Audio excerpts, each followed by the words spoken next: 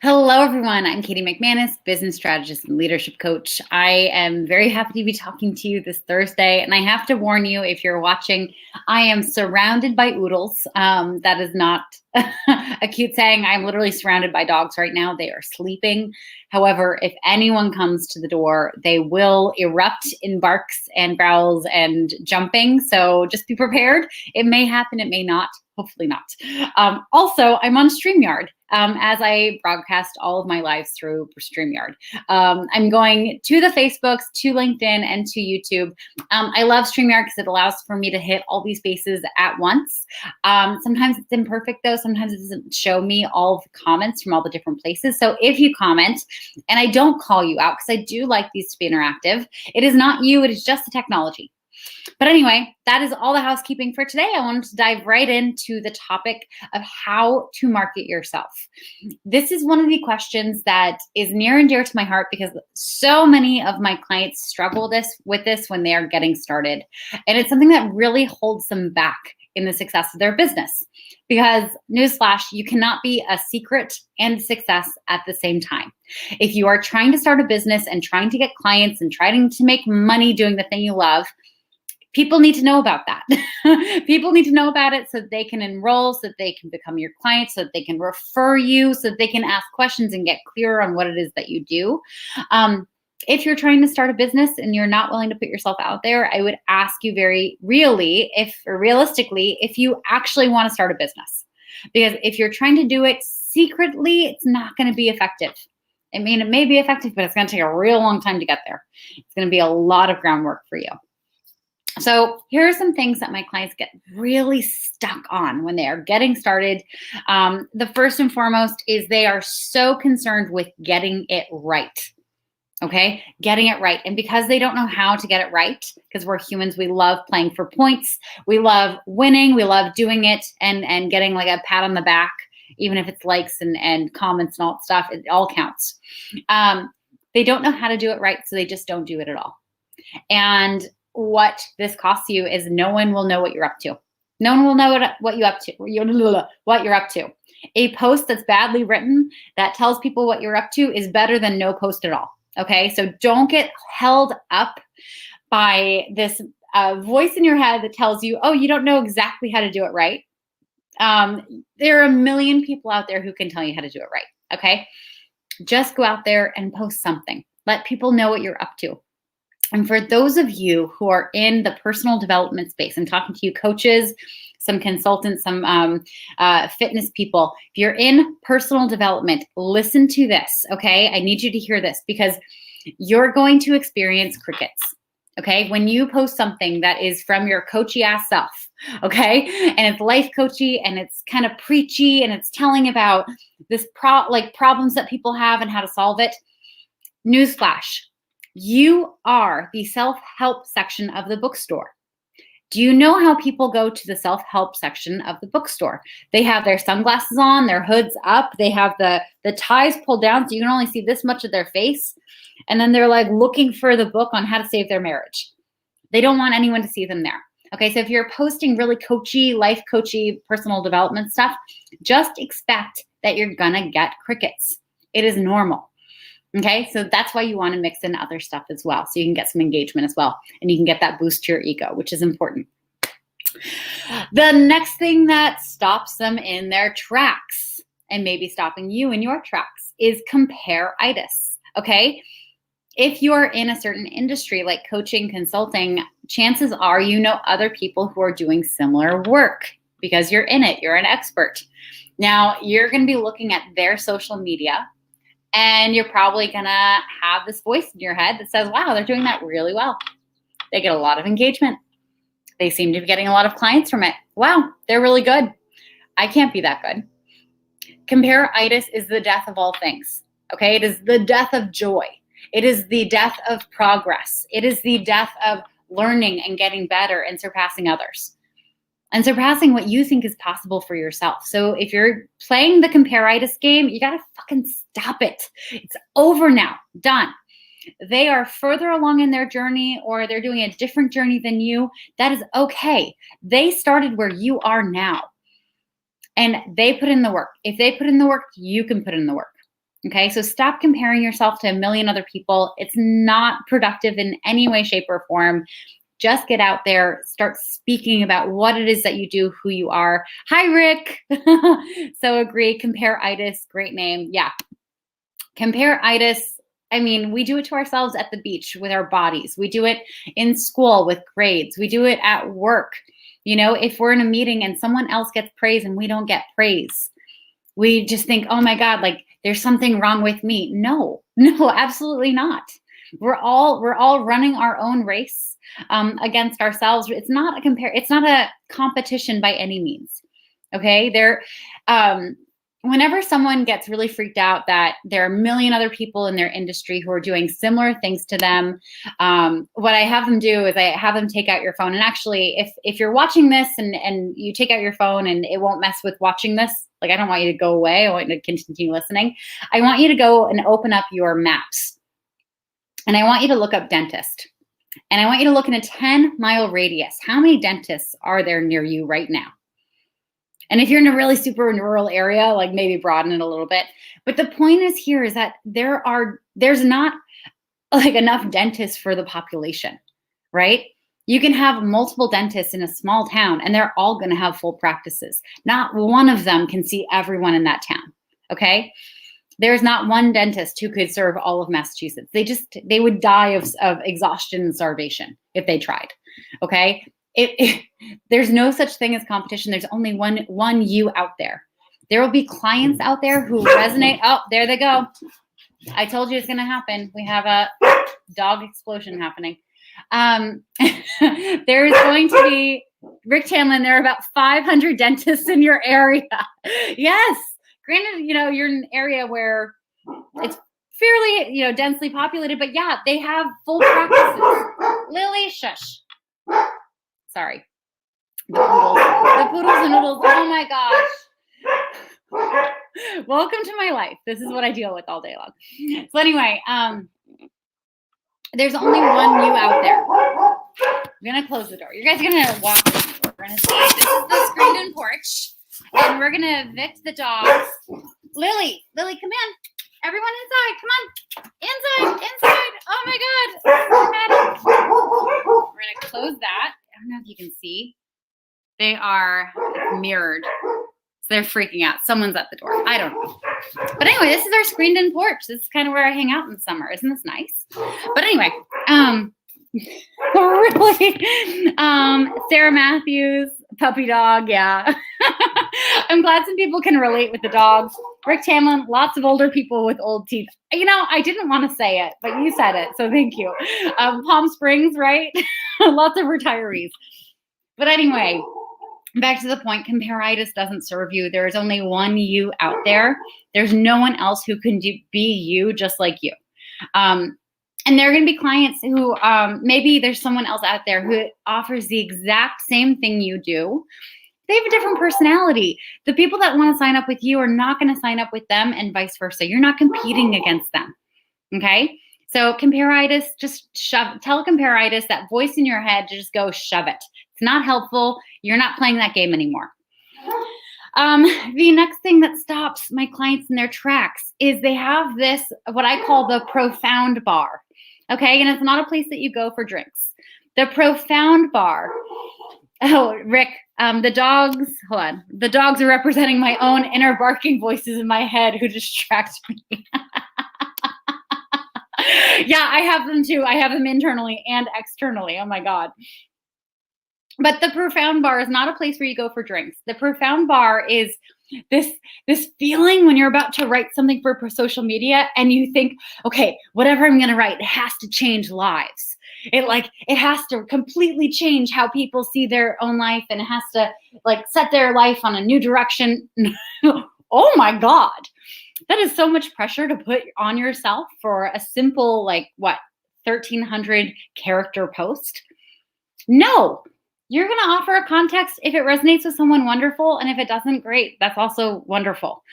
You're going to offer wisdom. You're going to offer a personal story. Sometimes it's going to hit the mark and sometimes it won't. And here's the thing. You may write something one day that gets 1 million likes and hundreds of comments. and it blows up and she's a crowd pleaser and it's not going to give you one client, not one. It is a people pleasing post. And those are beautiful. It broadens your network. It gives you a lot more engagement. Rick, we're talking about the profound bar, and I like my gay bar better than the profound bar. Yeah, I like a gay bar way better than a profound bar too, especially during Pride Month. Happy Pride, everyone, by the way. But anyway, here's the thing. When you write something that sets the context, that is slightly profound, doesn't necessarily have to change a life. But those are the ones that get very, very little engagement. And they're the ones where someone will message you and be like, oh my God, I so needed to hear that today. Thank you so much. I needed to hear that today. It hit home. Also, how do I work with you? Okay. So don't put so much pressure on yourself to change lives with one post. You know, you're gonna oscillate between chasing likes, doing those crowd pleasing posts that get a ton of engagement, and chasing leads, which means you're gonna offer a bit of your soul, a bit of your wisdom in a post, not expecting it to be huge, not setting that bar that it has to explode or change lives. But often there's gonna be one or two people who needed to hear that today. Okay, so maybe this is something that people need to hear today. I hope so. The next thing that people don't necessarily get stopped with, but they have a lot of questions around, they're not really sure how to do it. They get stuck here. It gets sticky. Is they wonder, do I pitch every single time I post? Do I have a call to action every single time I post? And I say no. No. The point of social media, we're building this beautiful community. Okay, we're inserting ourselves into this community. It's like a neighborhood.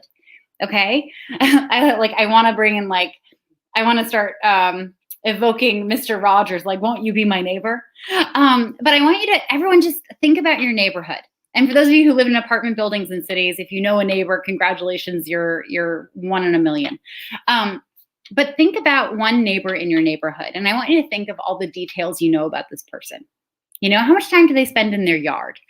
Do they care about their car? Are they outside detailing it every weekend, or is it kind of a piece of crap? Which I'm in the piece of crap kind of category there. Do they entertain a lot? Do you see a lot of people coming over, or are they kind of solitary? Do they like animals? Do they have bird feeders? You know, what style clothing do they wear? If you were to imagine, what kind of beverage do they normally have in the morning or in the evening after work? I mean, this is all generally stuff that people know about their neighbors. And here's the thing about our neighbors is we may not even like them, but we generally trust them. Generally, there are some exceptions. There are some weirdos out there.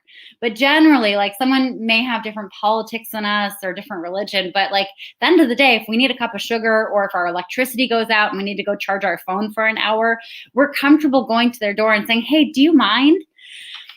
And here's the thing about building trust and relationships on social media in your community is that you need to share enough of yourself so that people know about as much as your neighbors know about you. Okay, they need to know some general facts about your life because they need to be able to picture who you are. And they need to be able to say, oh, cool, I agree with that, or I disagree with that, but at least I know this person. I know more about them than just what they do for work. Okay? And this can be completely benign stuff. This could be stuff that you think is just the most boring, like how you take your coffee in the morning. You could share, your favorite kinds of shoes to wear on date night. You could share anything under the sun, and you don't have to share anything that's super intimate about your life.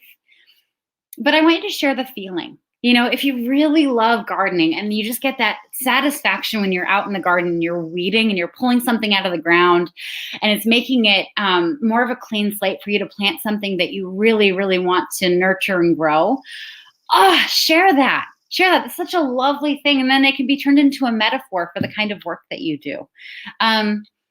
If heaven forbid you lose a grandparent or a parent, sharing about the feeling of that loss, that's something that everyone can relate to, rather than hear the details of them getting sick and deteriorating and all that stuff.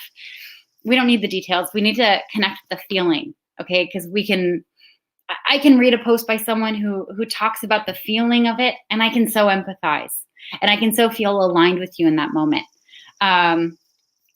Rick, I needed to hear this today. I'm so glad. I'm off to another call. Thank you for this great wisdom. Oh, thanks for joining, Rick. I'm glad it was valuable.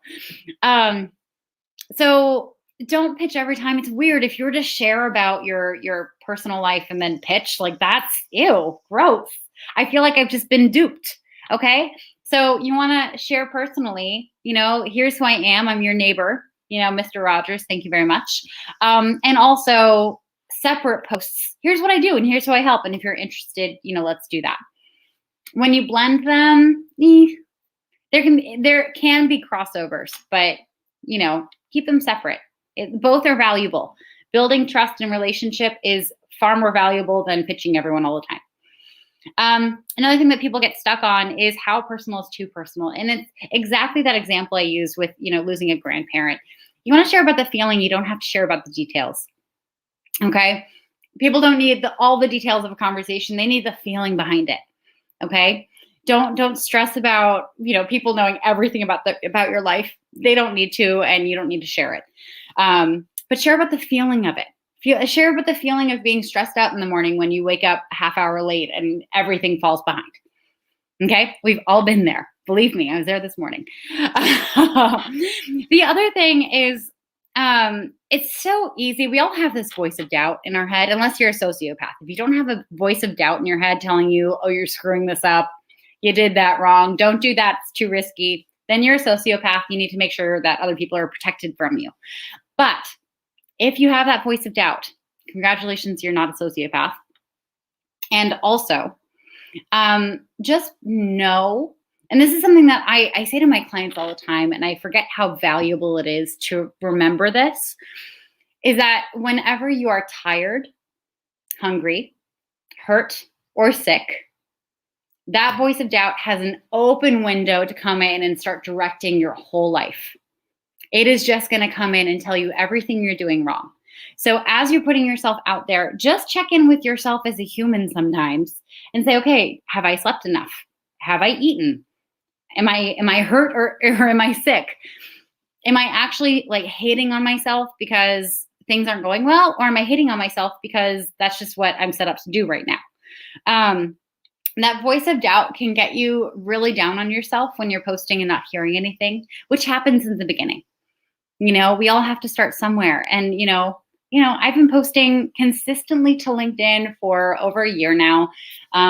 Today, I started getting down on myself because in the first hour, I only got 2 comments and 2 likes on my post. Okay, that happens. It happens. People are busy. Sometimes the algorithm gets funny. Don't get all whacked out about it. Don't let that voice of doubt make meaning out of nothing. Okay. The last piece I want to leave you with is, Sarah, good sleep solves so many problems. Yes, it does. Yes, it does. It solves so many problems, and it actually sets you up for so much success. If you are not, Sarah, I imagine you're getting good sleep, but anyone who's watching this, if you are not getting 8 to 9 hours of sleep a night, you need to start prioritizing that now. Oh my gosh, I'm just realizing how dry my lips are. Self-conscious moment. But anyway, the last piece of advice that I want to leave you with is no matter what you're doing, there are people out there who are steps ahead of you that you can model after, that you can ask for advice, that you can, get their help with. But here's what I want you to think about. Are they doing the same thing you want to do?